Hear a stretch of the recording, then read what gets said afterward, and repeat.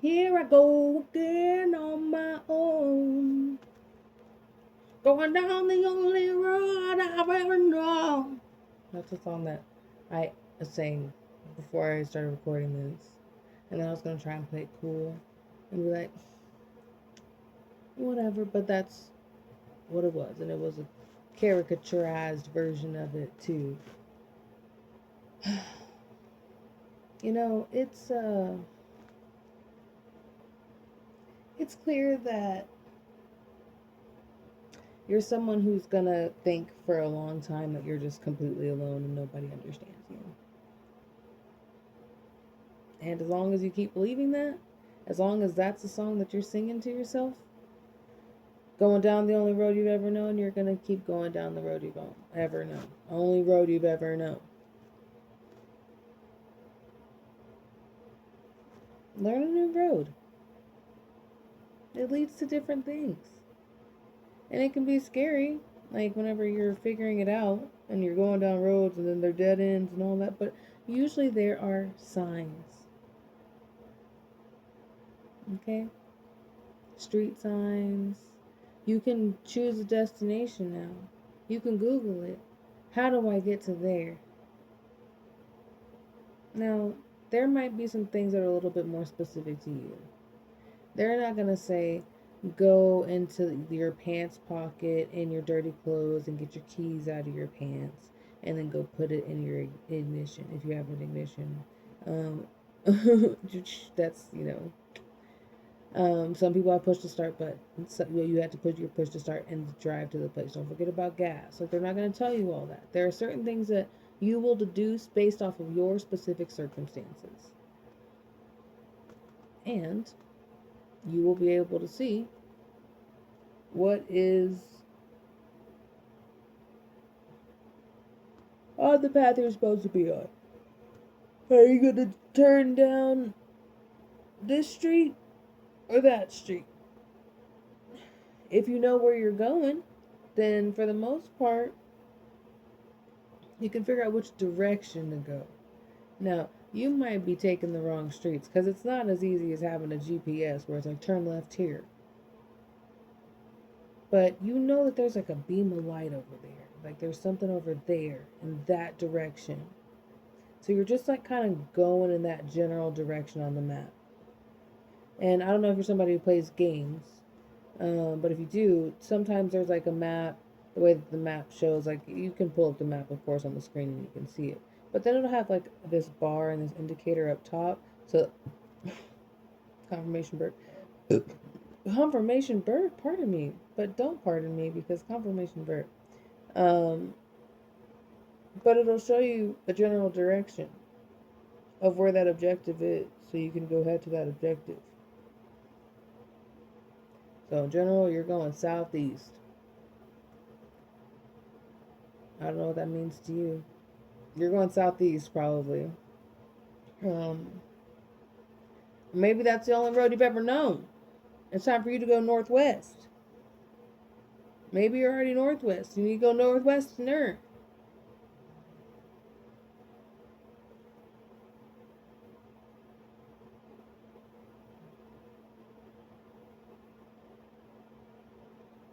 There's something about like maybe the reason why you're always alone is because like honestly, I think there's a lot of shame wrapped around it. Like that's what I'm picking up on. It's a little there's some shame, and that could be because like when you do let people in, like a lot of times that leads to things that are a little bit more regretful for you.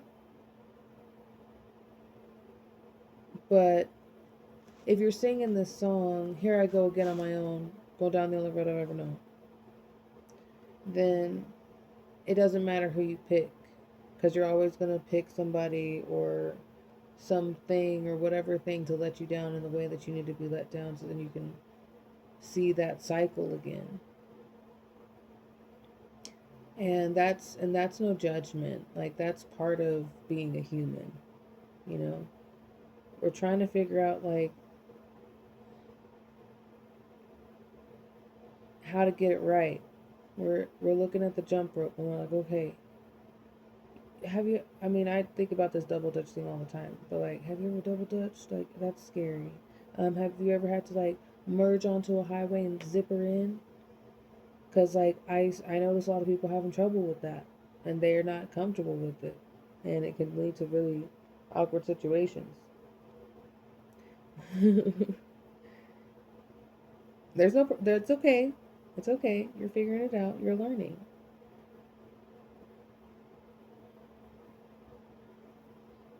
It's a scary thing that we're all doing here, especially whenever it comes to driving and you think about it. Like we're just like sitting in a chair and just like going like 60, 40, 80 and plus and it anywhere in between and lower. But we're just like going pretty quickly. Pretty quickly.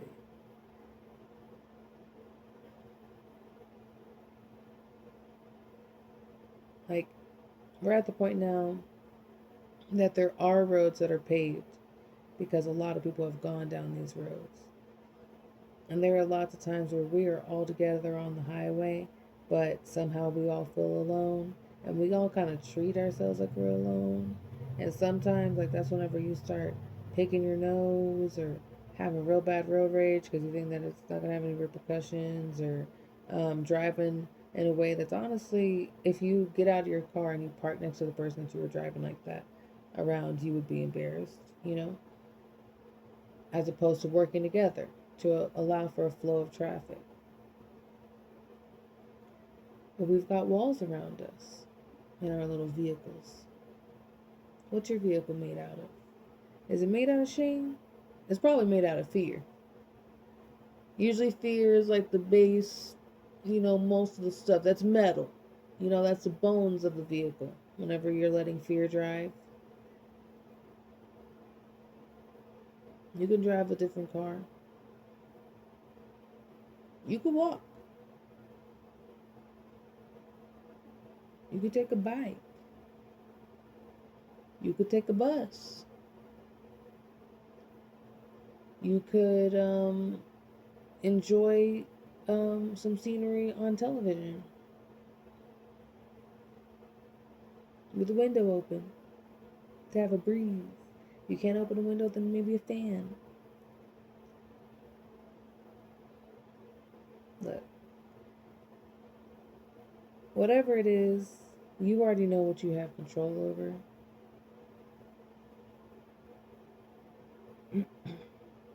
And so I want you to ask yourself, why is it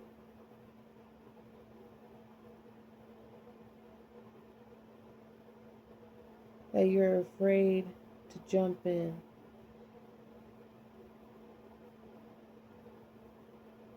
And what I mean is why, like, you're afraid to jump into having a community.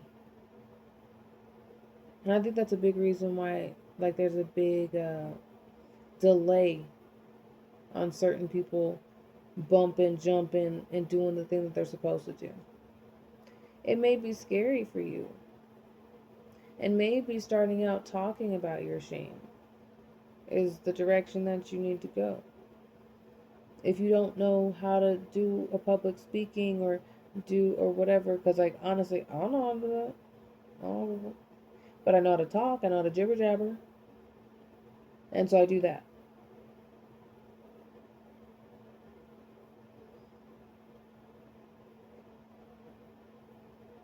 I mean, I talk about my stuff in general, and I think early on I talked about my shames and stuff like that aren't my shames anymore. They haven't been my shames. I don't have any shames anymore. Um, but that was the start of that journey. 919, as I was saying that, by the way. I had to let go of that fear that people are going to judge me for my past and whatever my future is going to be too in my present. I had a lot of shame built into me, even though honestly, I didn't do nothing wrong. And I bet that's the same for you. And there's been times like, yeah, you messed up before. You've definitely messed up. But that's okay. Like, I'm sensing like you're kind of like mad. I think that's where your shame is around. Like, it's like the things that happened in the past, you have like a lot of regret. Like, maybe you just like kind of react sometimes. Like, you just get so frustrated and like you just want to be heard or something. And like, and you may have said something, or hell, maybe you hit somebody. Like, that happens sometimes. Um, but really, it gets so hard to let yourself not be the monster, not be the one that's being so mean to yourself and saying this is what you should be ashamed of. Because that's what happens. Like, you become your own bully and you tell yourself you should not be like that. But yourself isn't like that. And sometimes yourself is like that, but not like in the way that you think that it is.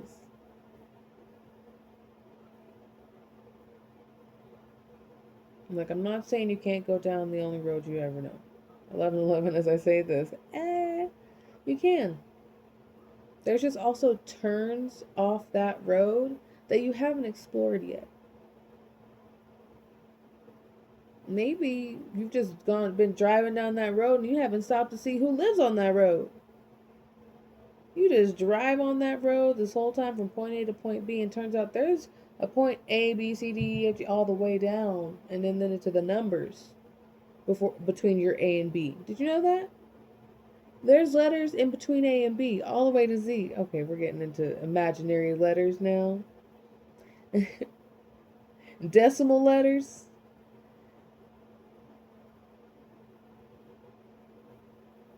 You could know your neighbors on the way there.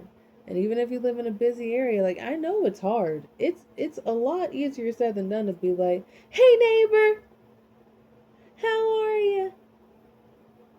But once you do it once, it gets a little bit easier.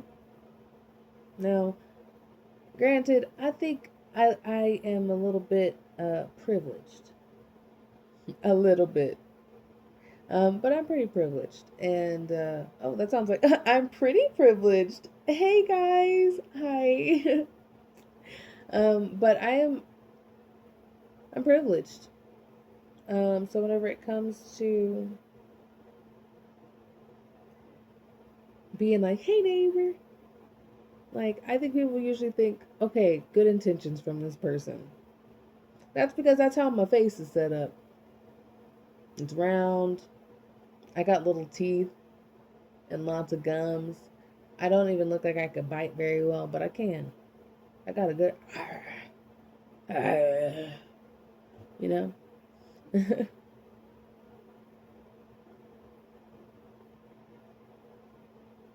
But some people look a little bit more scary. Maybe they got tattoos on their face, or maybe they just like talk in a way that's like their voice is just scary. Who knows? It's very possible. And hell, maybe they've done scary stuff in the past and you could read it in their aura.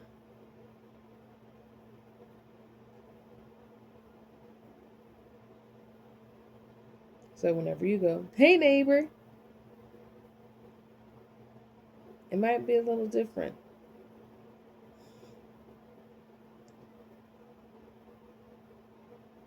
Sometimes your neighbor might be like really upset with you for saying hi to them. That's happened to me before. People just don't want you talking to them. They're just like, "Why are you so fucking happy?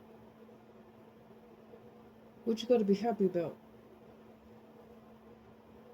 It's funny that's what's coming up right now. I had somebody come into my job and he asked to use the phone. This was a while back. And it was somebody who was going through it. I don't know if he was currently unhoused or if he was, I don't know, if he was going to rehab or what. But he came in and he's like, "Can I use the phone?" And I was like, "Yeah, here you go, it's right here." And I left him up there with my purse and my phone and all of that and all my computer and all that electronics that are up there. Because like it's like all our stuff that we have up there. And I'm like, I'm just washing the dishes in the back. So if you need anything, just holler. And I go to the back and I wash my dishes. And he says something. I'm like, what's that? I'm sorry, I cannot hear a thing while you're up there because I'm washing the dishes. There's cleaning and cleaning and washing. And so, like, you can come back here. And he's like, no, oh. And he was very confused. He said, you're really just this nice? And I'm like, he's like, you left me up here with all your stuff. And I'm like, he's like, I could have just taken all your stuff. Because I just kind of let people say what they're going to say. And I was like, you could have, but you didn't. Like, that's just what it was. And the amount of, like appalled he was. Not like appalled, but like, because that's the wrong word, but he was genuinely surprised because I think a little bit, well, I mean, he clearly been through it. He had some cuts and stuff on his arm. Um, that they were all stitched up pretty recently. Because he had hit some, I don't know if he punched through glass or something, but glass had messed him up. And and he was just like genuinely shocked. And he's like, have you ever been through anything? And I just smiled at him.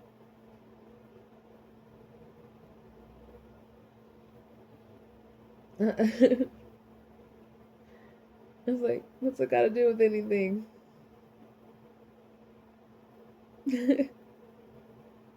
But he was just genuinely surprised that somebody who looked so menacing, and he did, you know, he was a big, tall, white guy, and, you know, honestly, it was just me and him in there.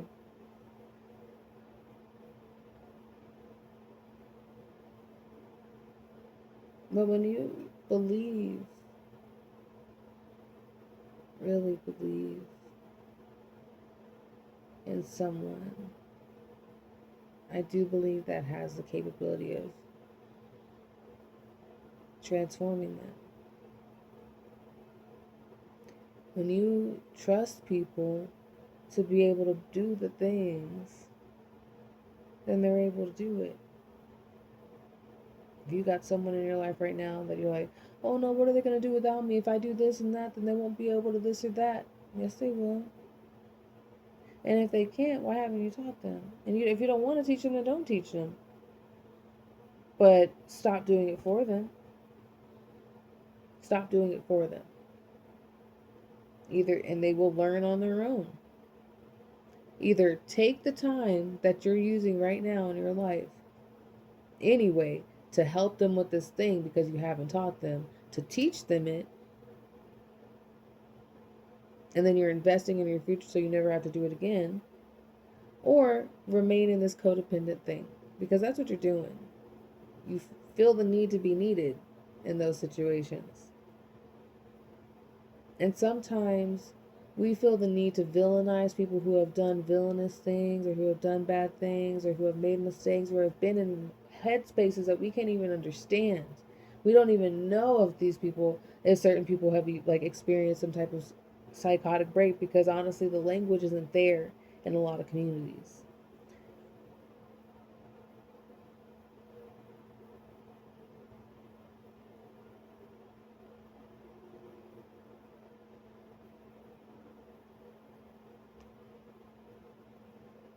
But a lot of times we need those villains so then we can be the good guys. A lot of times we need that codependent relationship so that we can feel good about ourselves. Because if there aren't people out there who are doing worse things than what we're doing, then we can't roll over in bed and be like, you know what, at least I'm not doing that.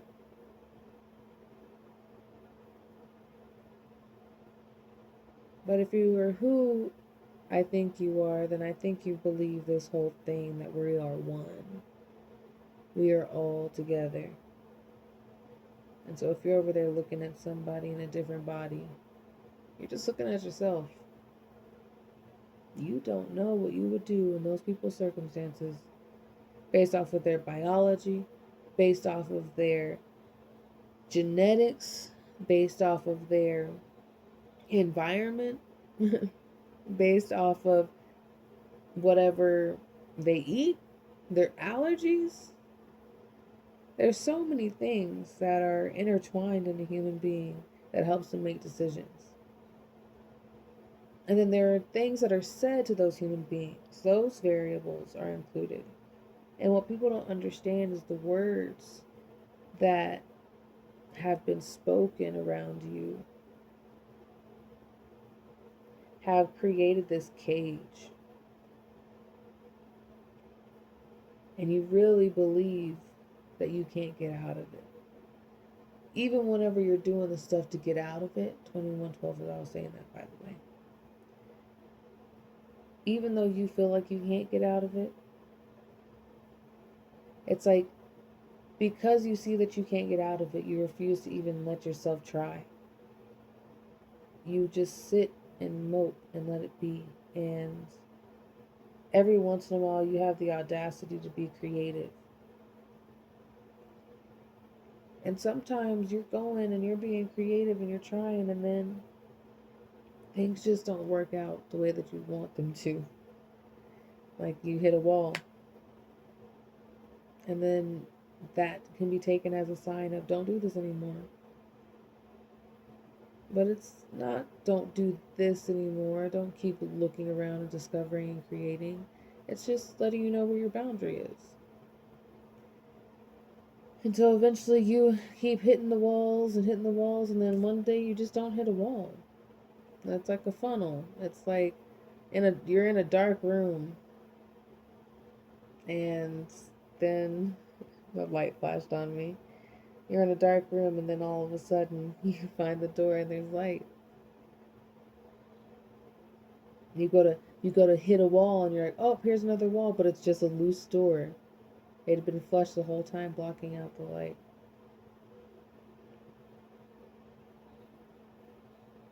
And now you can see into the room that you're in. And it's a dark room, but it's like also like, oh, I see why I kept hitting those walls. They were just right there, up in my face.